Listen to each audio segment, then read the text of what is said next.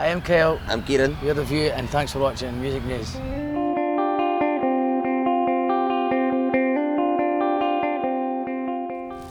Kyle and Kieren from The View. How you doing today? All good? How are you? Good stuff. Yeah, you're just going to play the garage tonight. You just did your sound check. How's it going? It sounded brilliant at the sound check, like, so looking forward to the gig now. Yeah? Yeah, so we've not played London in a long time. We used to live here and stuff, so it's good being back. Yeah, exactly. So yeah, you're gonna. I mean, I've been looking on social media. All the talk of the gigs is all good. Always an explosive set. Yeah. What's are you expecting hardcore fans or new fans? Would you? Well, being the 10-year anniversary, I reckon it'll be like more like hardcore fans from back in the day, hopefully. Does it feel like 10 years? No, it does. Well, yes. I mean, the hangovers are a lot bad now. And it's like, there's no lot of really changed too much. We're still do the same thing. It's like Groundhog Day when we're actually playing the same songs, when we're playing the album back to back. It's funny, like, same guitars and stuff. Reminds you of good times, I guess. Yeah. It's like the last 10 years have went really quickly, but when you look back to the start, it seems like a lifetime ago, kind of, like, when you think back. It's good. Yeah, exactly. And I don't know, what's sort of the funniest sort of thing that's happened so far on this tour? Oh, I don't know. There's too many funny things to mention in Manchester. Like, we had 2 days in Manchester there, and it was just a riot from start to finish. Like, so it was good. It sounded like it. And I mean, sort of 10 years. What is the life force just as strong now as it ever was? Yeah, definitely. I think we're playing better than we've ever played at the moment. Yeah, like the priority, like back in the day, was the party. The party was the priority, and the gig was like the second to fiddle. So now we make sure we play a good show. Yeah, I mean, what were your ambitions when you started out? Just to play Tea in the Park. I think that was just play festivals. Getting a real job for as long as possible. And what are your ambitions now? Still to dodge getting a job for as long as possible. That's good. And 5 years, 10 years, 5 albums. When can we expect the next? I don't know. We're all doing separate things for a year. So maybe 2018 we'll probably. Yeah, it'll be a couple of years. 2019, yeah. 2019 probably.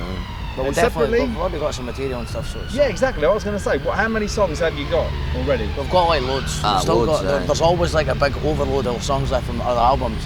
And it's no like that we never done them because they were rubbish compared to other ones. It's because when you work with producers, they've got a vision and they like want to use certain songs.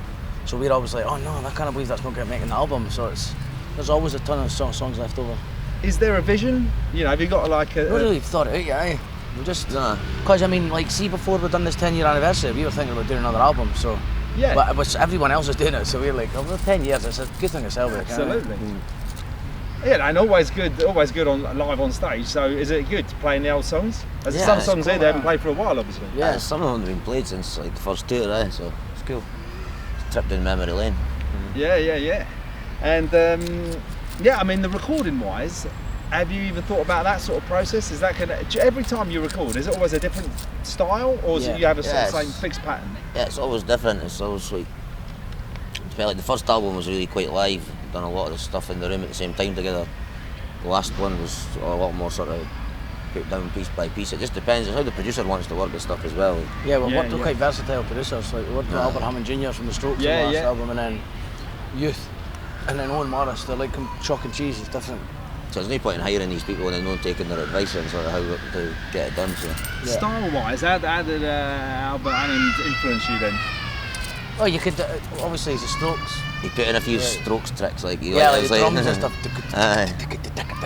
There was a lot of there's a few things he done that was like, wow, that was like Insta Strokes you'd call it, but it was like a sort of a few different like cool production techniques and stuff like that have sort of blew my mind. It was pretty good.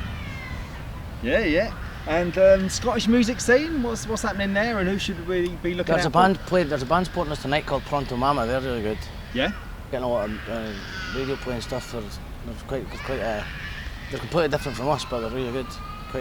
What's the word? It's unique. It's unique. But we're playing with a band called the Blinders. They're not playing tonight because guy Thomas has got an exam, so he can't make the show. But they're young. They're like quite young, but they're amazing. I don't know, they're doing well. A lot of posts on social media for them as well. They're the real deal, like. Yeah, good. And what about, where do you stand on Scottish independence? All for it. Yeah? Yeah, in a big way. Yeah. Good, that's short and sweet. And what's your advice to anyone starting a band these days? Practice. Like we were saying earlier, focus on the gig instead of the party after the gig. Yeah.